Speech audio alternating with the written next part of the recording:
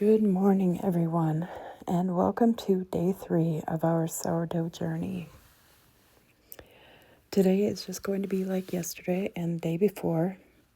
You may have noticed some rise on your starter. That's normal. You may not have. It depends on your environment. But it's going to be the same as yesterday, and on day 1, you'll mix your starter. Make sure your scale is set to grams. You'll put your jar on the scale and make sure you zero it out. Then you're going to add 50 grams of water.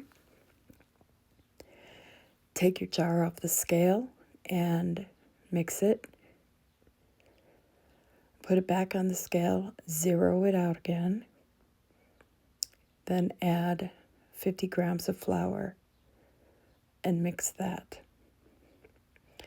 And you want to make sure you're scraping down your sides so you can see if there's any activity. And also so that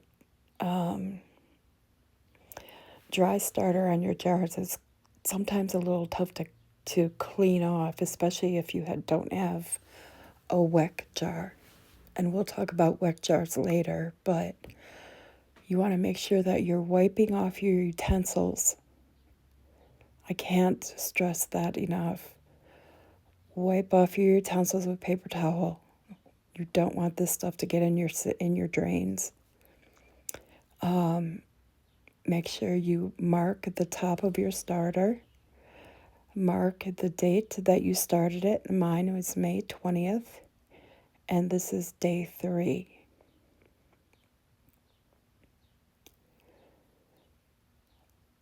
Now, there's a couple things I want to talk about. Don't put your nose in the jar. It is going to stink so bad. When I say that, I'm not kidding you. It's going to be the most awful, rancid smell you've ever smelled in your life. So keep your nose out of the jar, at least for the next day or two. Once you start discarding, it's going to get better. But that comes after tomorrow, after day 4. So keep that in mind.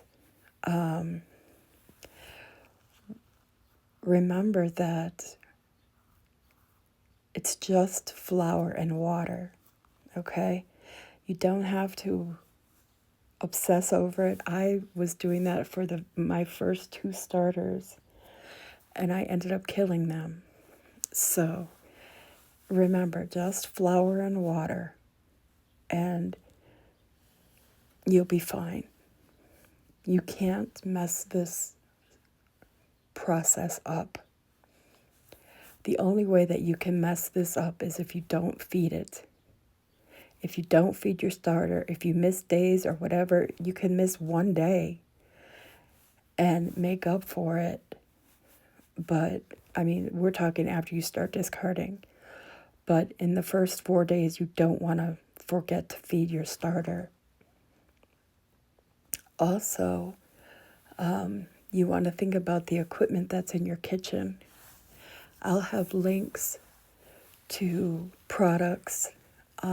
If you have questions about any of the equipment or utensils or whatnot, you can post them in the comment section.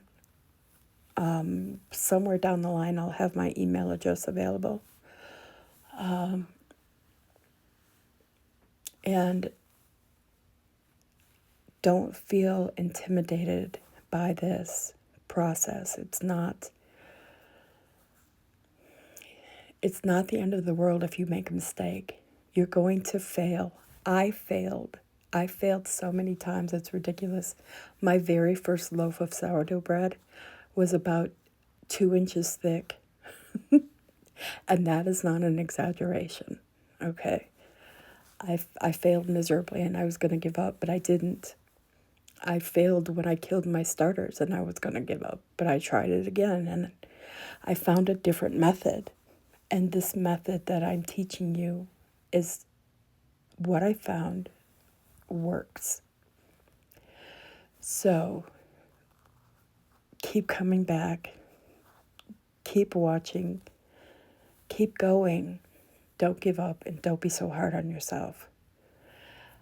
I was incredibly hard on myself, and I still am to a certain extent because I have limitations. I have limitations that you all don't. So keep that in mind. And again, if you have any questions, put them in the comment section and come back, like, and subscribe. You guys are wonderful, and I hope you have a lovely, lovely day. And come back tomorrow for day 4.